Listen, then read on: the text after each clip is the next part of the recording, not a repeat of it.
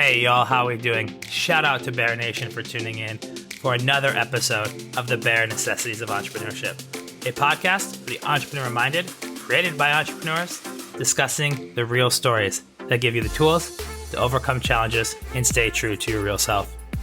As always, I want to give a shout out to our partners over at Fin. Fin is a social good platform that creates employee engagement and builds culture. We've teamed up with Fin to give back to the communities that we serve. For every episode, we will be donating $10 to the cause of choosing by our guest in the Fin platform. Enjoy today's episode. Hi, y'all. We're back here again for another episode of the Bare Necessities of Entrepreneurship podcast. Today, I have an amazing guest with me, the CEO and co-founder of Lunchbuddies, Luisa El Bouyahyani. Did I say that almost right? Hey, Eric. I was practicing that last night for quite a while to make sure I had the right inflection points. Luisa is based out of Frankfurt, Germany. As I said, co-founder of Lunchbuddies. She is a communication designer, passionate about topics such as branding, design, culture, communication, and how analog, but also virtual spaces and interfaces can be designed to foster an exchange and interaction. And when we think about this as that kind of overview, you'll understand from her background that she has a huge passion for creating experiences with people. And that's what Lunchbuddies is all about. So without further ado, Luisa, say hi to Bear Nation for me. Hi, everyone, of course. And thank you for having me, Rob. I'm really excited to be here today. Absolutely. And we're excited to have you on. And, I met Luisa when you came to New York. Was it 2019? 2020. It was January to February 2020. That's right. Right before I left for Italy, before everything went crazy. Oh, man, it feels like a lot longer. Obviously, 2020 felt like a long year. Yeah. But I had a chance to meet Luisa and sit down and talk with her and her co-founder, which also happens to be her brother, Dr. Tarik, which we'll get into a little bit. So tell me, let's start out with this, right? Lunchbuddies is a really cool product that you've created. Let's start with that. Let's start with the journey of Lunchbuddies, and then we'll get into your entrepreneurship journey and how all this happened. So why don't you give us the high-level overview of what is LuBu or Lunchbuddies? Sure. So how did we start with LuBu? I think it's important to know maybe a little bit about our background story. Just like you said, I co-founded with my brother, and a lot of people say, oh my God, how can you do that? But for me, it's just really great because we grew up in a family where just exchange and, doing things together was very important, and especially eating together. It was always this highlight where even today when we're visiting our parents, they're asking us, oh, you're not staying for lunch, because it was always this nice part of the day where we could sit together and just talk and exchange. And so this was always very important to us. So one day Tarik came to me and said, hey, I was at university and I wanted to meet with someone for coffee or lunch, but I didn't know who was around. Why is there actually no tool? And so this is actually where everything just started, from a very small idea of bringing people together. We very soon realized that there is a huge problem, not only in the B2C area, but actually in the B2B area. Yeah. So a lot of companies struggle with collaboration and keeping their employees connected. Silo thinking is a real thing. And so we have developed LuBu into an app that is meant for B2B. So basically, creating a platform that brings people digitally or connects people digitally, but makes offline meetings happen in a very smart and very easy way without chatting and things like that just actually sometimes hinder you from meeting someone. We have built up our MVP, and we had a long journey to get there. So we had quite a few challenges, especially on the IT side, because neither Tarik, my brother, nor I have any expertise in developing. But we had this huge idea and we thought that's great. So we came up with screens and mock-ups and everything, but we had no idea how to actually make this an app. So we had quite a few challenges to get there, but we finally met Dennis, our developer, who helped us to create an MVP, and we tested it out with our first partner, and we were trying to connect coworkers And then the pandemic hit, and yeah, we had to rethink basically everything that we were doing, because meeting for coffee and lunch wasn't a thing anymore. Yeah. So that was a very exciting journey. Yeah. So we'll definitely get into that. So, I think this was an interesting story of, for you growing up, your family was really big on sharing a meal together, right? So enjoying that time.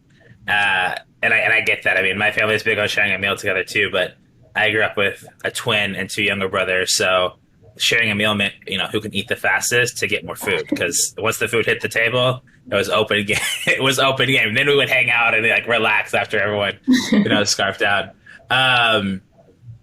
But that kind of influence, that influence of your family and the influence of a meal had a big influence on, well, one, you and your brother working together, but two, this idea of, your brother goes off to university and wants to meet people and find a way to connect with others in a very stress-free, delightful environment over sharing a cup of coffee or sharing a lunch, which I think, is really interesting, because for some people sharing a meal is not a thing. And so I think there's this beautiful piece to sharing a meal together.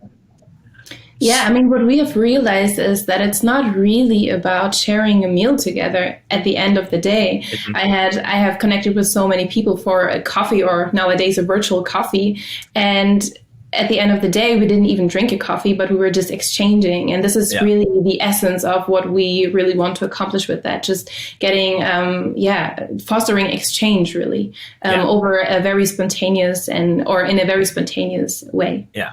Well, I think too, it's you're more likely to sit down and exchange with somebody when there's coffee or food involved, because it gives you something to do in the exchanging process. That's not like, hey, Luisa, let's just sit down and exchange together. We've never met each other, and let's just have an exchange. You know what I mean? Like, but there's something about that cup of coffee or something that I think really ties the loops. So, your brother had this idea of coming back from university. Tell me a little bit. You mentioned this, that you love working with your brother. What was that like? I mean, has there been, problems? Has it been scary working with your brother? What's that like, working with your brother 24/7 on building a brand new business from scratch? I mean, I think it has way more advantages than it has disadvantages, in our case, at the very least, because I think there are so many things that are just 100% clear from the beginning on. So we never had any kinds of, and I know that there are families where this might be a problem, but for us, there were no problems in terms of trust. We know that we can trust each other 100%. And it also helped us to develop the idea and the philosophy of LuBu, only because we were together so often, right? We were seeing each other, and we were having those informal chats all the time. So we didn't meet for business meetings, but here and there, when I was still living at home and Tarik came home, we were talking about it, or it was just very natural that we were exchanging about the topic so often. Again, we are trusting each other a lot. And sometimes when you're talking to somebody and somebody says something, then sometimes you don't really know what they exactly mean with that. Or sometimes when they don't say something, you don't necessarily know what they mean with that. But for us, since we grew up together and we always had a very strong bond, you know exactly what that person means and what they think about and how they think. And I think one very interesting thing too is that we come from two different backgrounds, more or less, when it comes to educational backgrounds. So I'm more from the communication design part, and Tarik is more from the area of management. So we bring in very complementary expertises, and that made it great as well to just work together, no matter if we are siblings or not. But I think of course, there are also times where you are just annoyed, but that's normal. And even if I would not be founding a startup with my brother, then I would be sometimes annoyed and he would be sometimes annoyed. But yeah, I think for us, it has been great so far. So I would always do it again. Love to hear it. I mean, I used to work for my dad. My dad was my manager when I was in high school, and it wasn't always easy. And I remember him teaching me this lesson early, that when we're at work, we're at work, and when we're at home, we're at home. Meaning if he yells at me at work, it's because I did something wrong at work, and not to hold that at home and be like, why did you yell at me at work today? Well, you messed up. Mm. Like, we're home. We're like, this is over. It's done with. Like, and not yelling, but like, when I mess up or do something wrong. And so, I learned really early how to like manage that. Not many people do, even today. It's not easy to manage relationships of like what's business and what's personal because they're so intertwined. Do you and Tarik ever do you know where those lines are of like business versus personal, and like when things happen with the business that it doesn't bleed into your personal life? Or is that something that sometimes you have to like really work on handling those conversations since you spend so much time together being family? Yeah, I think so. I mean, I think we're still in the process of really having this separated completely. I think for right now, it's quite fluid still. And because our family is also super interested in what we're doing and what we're building, we're basically always somehow surrounded by the topic of LuBu. And it is quite difficult to just say, okay, today we're not talking about it at all. And yeah, it's at the moment still quite fluid. And I think that it helps to just separate the two a bit more. And I think that we're also working on that and say, okay, when we're at the office, then we're definitely in LuBu mode. Yeah. And when we're at home, then yes, we can talk about it, but this is not where any big decisions are being made or so. Yeah, I can only imagine, the two of you getting in a disagreement per se, and you're home with your parents like, let's enjoy a meal, and the two of you are just trying to like not be mad at each other and have a conversation with your parents. But it sounds like that fluidity is there, and I think that's a really smart thing. And one thing I talk with entrepreneurs a lot about business relationships, if you're looking to get a co-founder, etc., is lay out and set expectations very early. And one of the things that my business partner, Happy Day Phil, and I did is we sat down and like laid out like who owned what. And sometimes, you don't always know who is going to own what, but you kind of have these ideas. And so anything that kind of fell into the marketing realm was kind of Rob's domain. Anything that kind of fell into operations was Phil's domain. We had all these different things. And it allowed us to be able to kind of come back to terms like if, hey, there was like a big conversations that were happening and we didn't know where the decision needed to be laid, we can like, hey, let's pause. Phil, that's in your domain. Whatever you're going to want to do, I got your back. And you kind of take that step back. Because when Phil and I met, we used to this thing where one time we went out, my wife and I, maybe we were just fiance at the time, but him and his other girlfriend at the time, we went out to a dinner cruise, like a lobster roll cruise on the river in New York. And, you're going down this cruise. It's beautiful. You got New York skyline everywhere. And we spent that whole cruise, the 2.5 hours, talking business. Like, just like basically ignoring the fact that we were on a double date and just talking business. And like every time we got together, it was like that. So when we started working together, we had to say, hey, at times that we need to like pull back from the business conversations and enjoy those that we're around. Similar to you, like you and your family meals. Like sometimes you kind of step back and say, hey, Tarik, we're at home. Mom and dad here. Like, let's be present with them. And it's tough because, of course, they're interested. How's LuBu going? So I feel you, and it's really awesome that you and Tarik are kind of working through that. And that's the thing about working with family, right? It's hard to find those lines sometimes because they are family. And, obviously you and your brother are pretty close. And so a lot to kind of work through. But I think it's amazing that you two have found a way to work well together and drive that forward. So I kind of want to talk a little bit about your journey, right? So your background is in communication and design. Your background, you've worked as a freelance designer. You did some projects at school and internships in governance and finance and health. Tell me a little about your journey. Did you always want to be an entrepreneur? Did you know this was your path? Is it because Tarik came to you and was like, hey, I have this idea? Like, what did you envision for you? And it's okay if it's not entrepreneurship. What did you envision for yourself when you were off to university versus what you're doing now? Yeah, so when I finished my school, there were actually two options for me because I knew that I liked, teaching and learning stuff. So A, I wanted to become a teacher. Or B, because I was always into creativity and just art and design, I thought, okay, I can become a designer. And somehow I just really listened to what do I feel like I want to become most. And it just was more attractive to me to become a designer because I was just so interested in that field. And I just felt like this is what I'm really passionate about.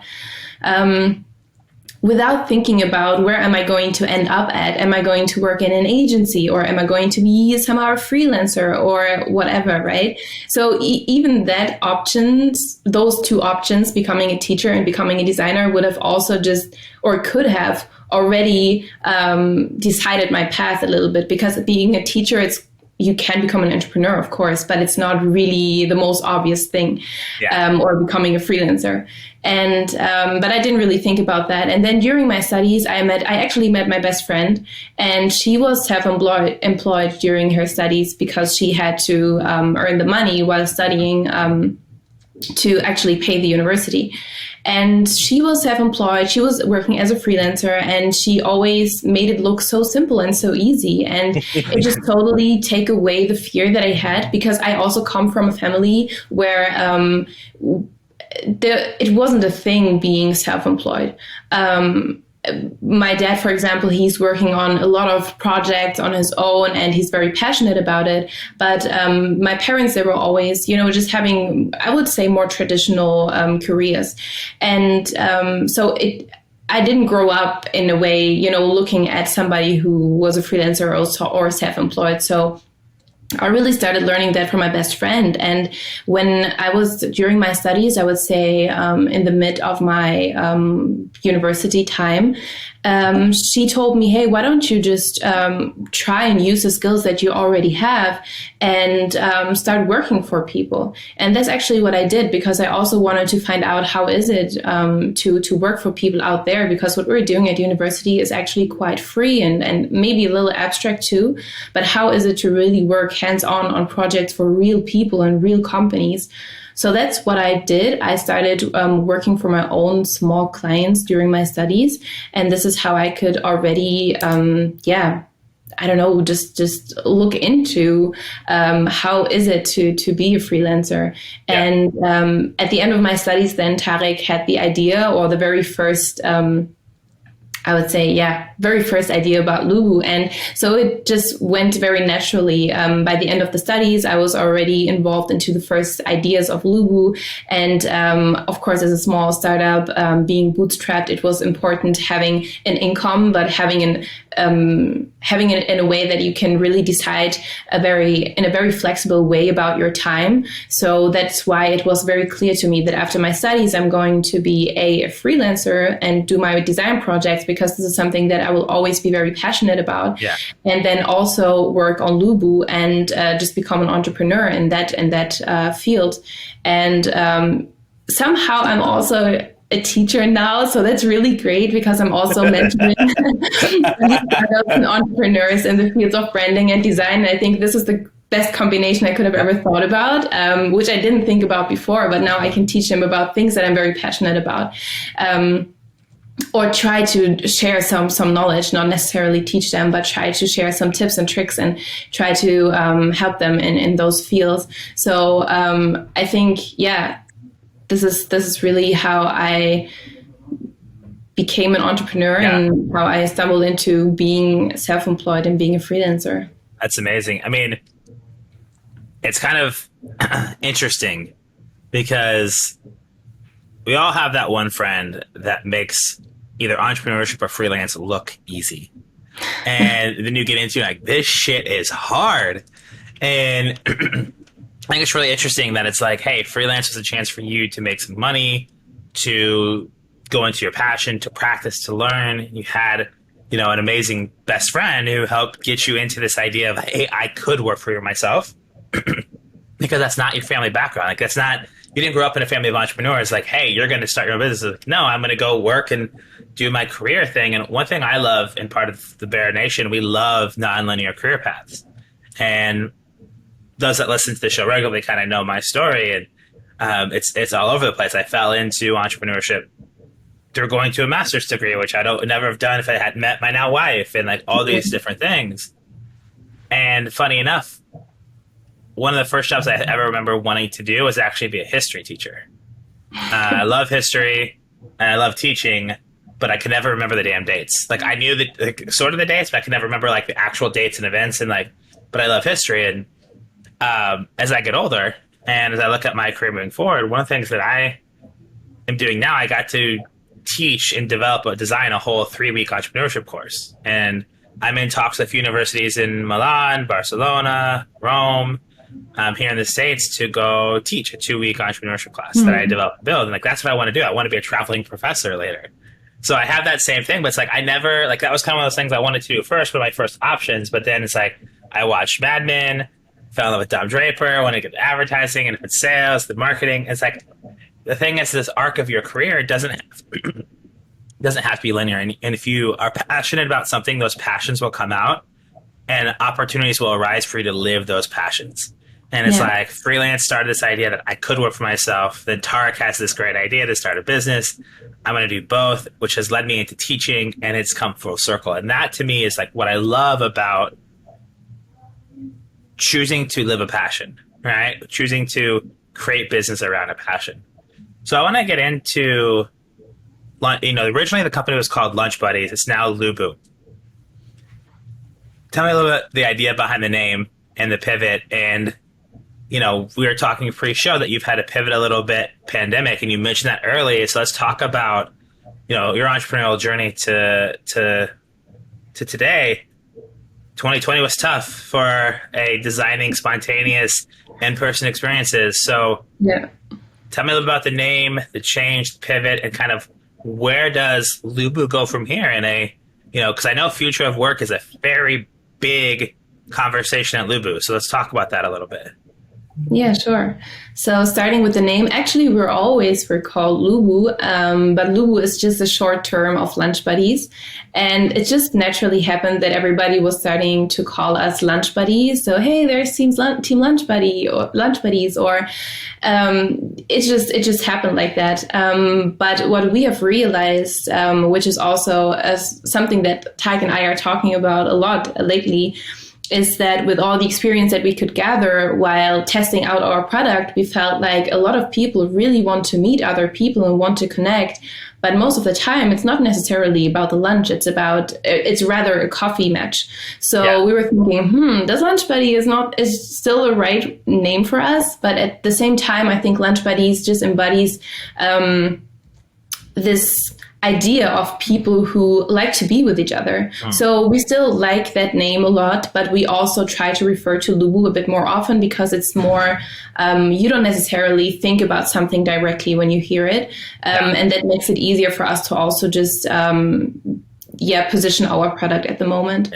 What happened was that we were working so much on LuBu, the product itself, and we had the prototype and the MVP ready. We were testing it out. We were getting good, but also some feedback that just helped us to really rethink a few things that we had in the app already, right? Because not everything that we were thinking about was necessarily needed by the user, and not everything that we've implemented was necessarily intuitively understood by the user. So we had a few tasks on our list, still, we had this great pilot ahead of us with a bank in Germany, and we were thinking, yes, that's great. We were planning it, and we're just out of our pilot with this co-working space here, and it was really great. And then the pandemic hit, and we were thinking, okay, so what are we doing now? Everybody's at home, and nobody's going to meet for coffee or lunch. So what are we doing now? As bad as the situation was for us, especially in the moment, it just really forced us to think about LuBu again and think about, okay, what are we really offering with our product? And looking at the time right now and also the future, how is our product still going to be beneficial for people? So we quickly realized that what we are trying to do with our solution is just create spontaneous moments where people can connect and come together and exchange. And what does that mean? When people exchange, this fosters collaboration, innovation, just finding synergies together. And pioneer companies like a Google or Apple, they have their campus designed in a way that people just bump into each other all the time because of the spaces that they have. And other companies as well. But these companies have understood that this serendipity, casual collision moment so well that we were thinking about, okay, how can LuBu actually, or how can we at LuBu rethink and redesign space where not only in the pandemic, we are also separated and feel isolated and are not connected anymore, but actually thinking about the future of work, we will be working more remotely. We will be working more in hybrid settings. So when I'm at home and I'm walking to the kitchen, I'm more than likely not going to bump into my colleague. I mean, that's great. But if I want to, and if I want to exchange with someone, why is there no virtual space, like a virtual cafe where people can actually spontaneously bump into each other, no matter where they are based, no matter where they are working from, and just really start talking and have those meaningful exchanges again. And this is basically what we did. So we were rethinking and redesigning LuBu a little bit in a way that we are now providing a virtual space for employees or coworkers or even students to just meet each other again, no matter where they are, if they are located at different offices, different countries, and so on. And of course, we still want to make offline meetings happen again, but in a more smart way. So if I'm in the office in the future, I'm not going to know necessarily who's also going to be there. So LuBu can also help with that. But what we have found out is that the talk is so huge about culture at the moment because people really understand the importance of it right now, where culture is suffering so much. And culture is something that is so difficult to measure. So what we're trying to do is finding parameters that actually can measure how your culture develops, at what stage it is, and what an impact connectivity actually has on your company culture. So this is something that we are very excited about just developing right now and just delivering some smart insights about this whole topic that to some people seems very wishy-washy still, but is extremely, extremely important and just gains so much more importance in the future. Yeah. No, I think it's very interesting because, when we only think about culture, we think about employee engagement and how we measure all these things. And it's, it used to be you take a little customer survey that no one's actually going to talk about. So how do you leverage what this conversation looks like? And I love going back to the name LuBu. I love the name LuBu because it kind of ties a lot of things together. Also, when you look at LuBu and like the design of your brand or on an app, it's really easy and clean and understandable. Because I always think about, Lunchbuddies and I love the idea of the spontaneous connection, but I'm always going to rather do a coffee. Why? Because even if we're going to exchange and have spontaneous connection, maybe we don't vibe enough to go sit for an hour over a meal. It's like 20 minutes over a coffee is enough to get to know somebody, vibe, share some things, and then move on to the next. So, for me, that kind of like, I like the idea of Lunchbuddies and the story behind it, but LuBu kind of feels a little bit more like, fluid. I'm going to meet somebody. There just has that sense of kind of connection with it. So I love that. And I love what you're kind of doing with the pivot. And I think it's really important because, as things continue to just go global, we don't know what we don't know, but we know that the future of work is going to change. And so being able to have opportunity to connect, collaborate, and engage in a very smart and spontaneous way that creates those moments is where innovation, ideas, friendships happen at the office. And I think that's, really important, especially and on campus too. I like the idea of looking at college campuses, especially in the US and these big campuses. Yes, they're designed to meet people, but because campus is so big or because the way it's designed, you're not going to meet everybody or meet people that you want to meet and you get siloed. And so you need to have this ability to, cross-pollinate and get to meet new people within an organization or a school or a campus. So it's exciting stuff. Absolutely. I think one very important pillar for us is also just looking at how self-determined we're going to work in the future. So instead of, sending you a random message saying, hey, why don't you meet with person X, Y, and Z? We're basically letting the user decide who you want to meet and why you want to meet that person today, because we found out that, of course, we can offer a smart matching and see, oh, you have overlapping skills. You must understand each other very well or vibe very well. But at the end of the day, sometimes I might need someone with contrary skills because I need to solve a solution. And this is only something that I can know. So the solution that we provide can actually only show you as many parameters as possible to show you the skills, the interests, what the person is looking for, and let you decide what you want to make out of this today. So really having those spontaneous moments to meet, but also spontaneous occasions on when you actually need someone for what, to let the user decide that. That's something that we're really big on at LuBu as well. Yeah.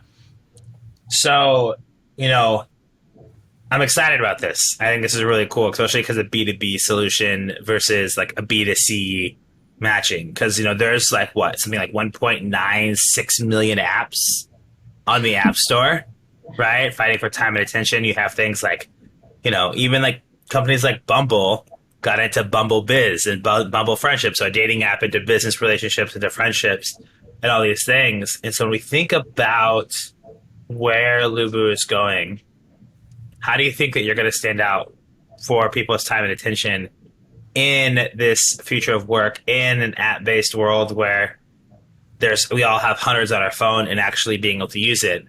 And what does that look like in the future of LuBu? Yeah, I think for now, we're really trying to be as seamless as possible to make it easy for organizations to actually use LuBu. So right now, we're still an app, but we're trying to be, to offer a solution that is more seamless for organizations to get in touch with us and to actually also use LuBu. And what I think makes us stand out is really, and like as I mentioned before, the whole pandemic really forced us to refocus and to think about what is going to happen in the future and how can we really build a tool that is going to fit the needs of the future. So I think that this is something that we have put so much work and ideas and just concept into it that we can now say that we think that we are a really, really good solution that for new work organizations and for the future of work. And I think one thing that we are already doing right now, but what we want to do way more and that we are working on right now and very excited about is the whole data behind it. So the whole analytics dashboard that we are basically building up right now, because only those smart insights can then let us also know how can we develop our product further and what are actually the problems within organizations. And to make this visible and measurable makes it also more tangible for people to use us, to use LuBu, to just get insights into how is my culture like and what kind of data can I actually read out of it to improve whatever it is that I want to improve. So I think those are two things that make us unique and can be very helpful for organizations using LuBu. Absolutely. And when organizations use it or offer it as a tool and a connection point, it's more likely to be used by the end consumer getting on your app and using LuBu because it helps the organization stuff. I do think though too that the winning piece is that in that data and analytics and how it helps. But you talk about making this more seamless. So in that regard, if I'm not mistaken, when we talk on pre-show, you've got some integrations and some things that you're thinking about putting together. How does that become more seamless in a company's culture? Is it through like integrating into like a Slack channel? Is it through integrating into an email, into their employee dashboard? What does that seamless experience kind of look like? Or what are some of the ideation stages that you're at working with, maybe piloting with some businesses? Yeah, so we were talking to a lot of businesses and what they were saying, some of them were really open to use just another app and pitching it to the people who are responsible for that at their companies. Mm-hmm. But a lot of companies and businesses were saying that they would love to have it in a more seamless way. So integrating LuBu into already existing frameworks like a Slack, like a Microsoft Teams, things like that just with one click, you can write a chat message to some of your colleagues and you can start a call or whatever. But also with one click, you can enter the LuBu Cafe and just can meet people. So it's basically all happening within one framework, which gives us a lot of new opportunities to actually show LuBu as a new space. But also, gives the company an opportunity to integrate LuBu in a more seamless and easy way, and also make it adaptable, a bit easier adaptable for Yeah. the whole company and the employees and the decision makers in the company. Awesome. I think that's super intriguing to see what's going to happen with that. And I know you've got some of the, conversations and pilots going. So it's really exciting to see and hear. When we look at 2021, the back half of this year, we look at 2022 to go into what are some of those, some key goals that you and Tarik have on your plate of these are things that you want to accomplish by the end of 2021 going into 2022 as a business? So, of course, testing out our software as much as possible, finding people and companies and businesses who like the concept, who stand behind that, who are maybe pioneers in that area, who know how important culture is and who understand the new ways of working and say, I would like to try it out. I would like to try out a pilot or maybe have the chance to co-create it with us. And because I think coming from so many expertises, for example, Tarik's background is he made his doctor in organizational learning. Mm-hmm. So he knows a lot about how to assess culture within a company and, a lot of things like that are super interesting. So we would like to go over all of those things with companies and just really learn more about what is happening right now and how can we adapt and adjust our solution to be a great fit or an even better fit. So this is something that we're always doing and always looking for, just partners and people who are willing to try it out and people, and also, of course, clients. And we are still a very small team. So our core team is 3 people. So of course we are especially looking at 2022, to expand the team a little bit, to get a bit bigger, to hire a talent. That would be great, to just have a few more people on board and just have more resources and more expertise on board. That would be great. But all in all, just developing the product and working with great people, I guess. Awesome. Yeah. So really looking at piloting as much as possible and taking that data, growing the team for early next year, and really figuring out how to take this to the next level in terms of scaling out. And so what markets are you currently testing in? I know you were here in the US for a little bit having some conversations. You obviously got some tests going on in Germany. Are there other markets that you're working in? Are you testing in or what's that look like from where LuBu can be found type of thing? Yeah, so the reason why we actually went to the US last year was that we wanted to explore the partnership we had with the co-working space a little further. And also just the whole understanding of networking is, I would say, in my opinion, a bit different in the US than it is over here in Germany. So in Germany, a lot of people are still thinking, I hate networking. It's just people throwing around their business cards and it's not natural and all that. But when I came to the US, it was so refreshing seeing how open people were with their network. And this is actually how we met. Somebody was recommending that we get in touch, and it was within a day that we actually exchanged emails, and that was so refreshing and great. And this mentality, of course, also helps adopting a solution like LuBu. So the US market is extremely interesting for us, and this is why we're also exploring that. We recently also were in contact with an accelerator program that thought that LuBu would be a great fit for the Indian market. So we are just trying to look outside of Germany. What would be our next great market to look into? Because we are a digital product, it is quite easy for us to also launch abroad. So we are not only limited to Germany or Europe only. So yeah, I think there are great opportunities also abroad. Amazing. Yeah. And that's really cool to hear, too, that you've got some different conversations ongoing, and the accelerator, I think, would be great. And yeah, I mean, I love one of the things that, when I was in Europe and living in Milan for 2 years, I was the student who every speaker, professor came in, adding him on LinkedIn, walking up after class, thanking them for their time, asking him to go grab a coffee so I could ask him a few follow-up questions, and building that global network. And that was something that everyone else was like, who is this American guy? Why are you doing this? Because, and you know what? When I came to New York and now I sit here 5 years, 6 years later, it's all paid off in a big way. And so anyone out there listening, wherever you're from, because we have, listeners from 34 countries tuning in, do not underestimate the power of a network. There is a saying that is your network is your net worth. If you don't understand that those in your community and you build those networks and you can lean on those and create connection paths, you won't understand what you can actually accomplish with your life, your business, and your goals. So I love that you brought that up, and I want to just highlight that from a big picture. So Lisa, so we're in the back half of the show. So we're going to ask the final questions that I always like to ask if you ever listen to this show, because I think it's really great advice and key takeaways. And I really loved hearing your story, and I have like a million more questions.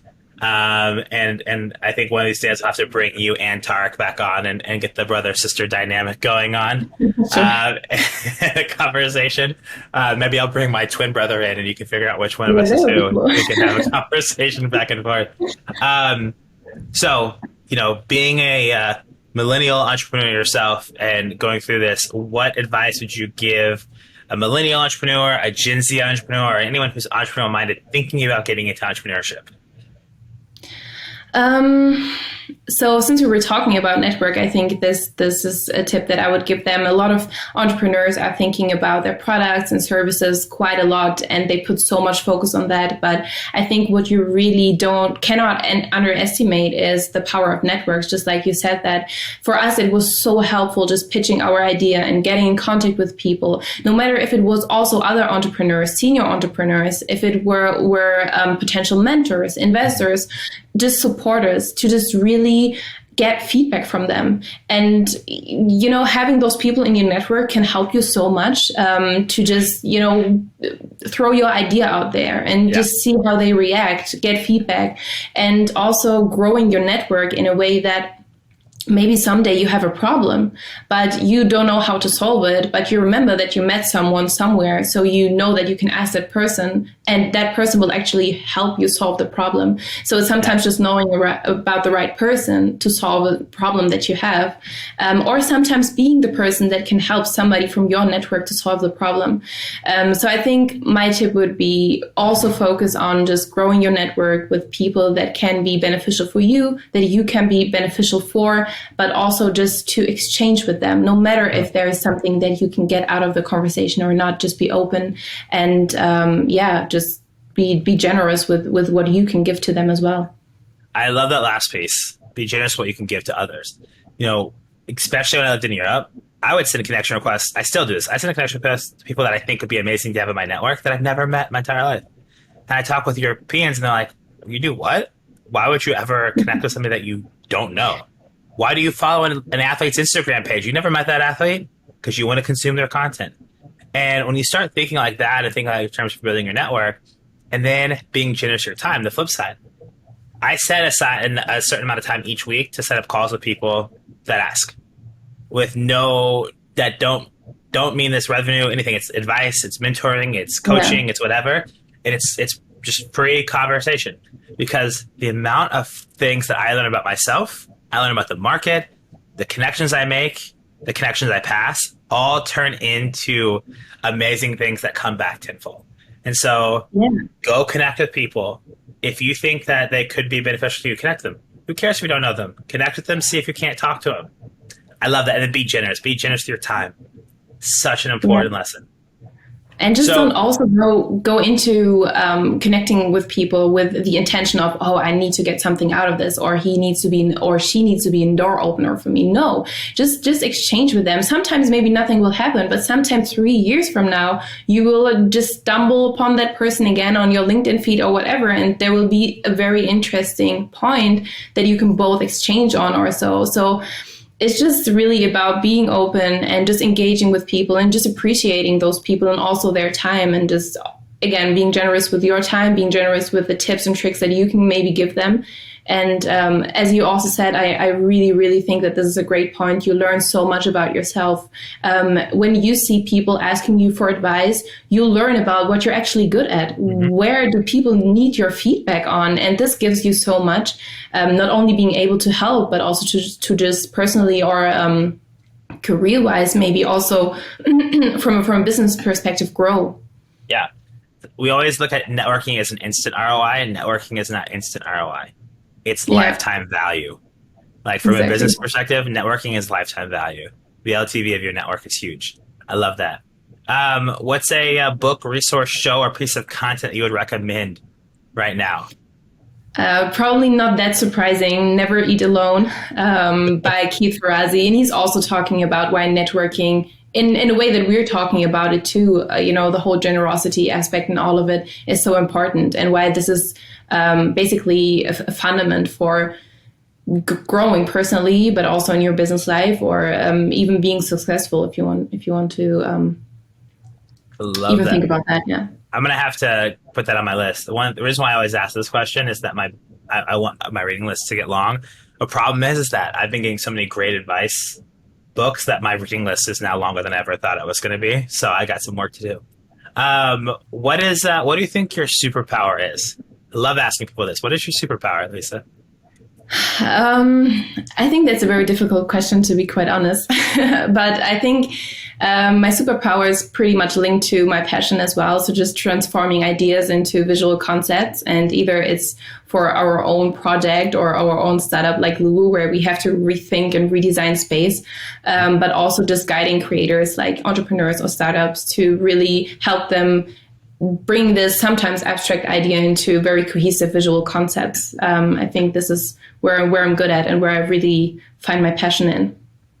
I absolutely love that. I think that's such a great superpower and passion. It's a tough question, but it's always great to hear what people think, because part of the reason why is, I want people to be able to look back and kind of understand, what do they see themselves, and what light, do they see themselves when they look in the mirror.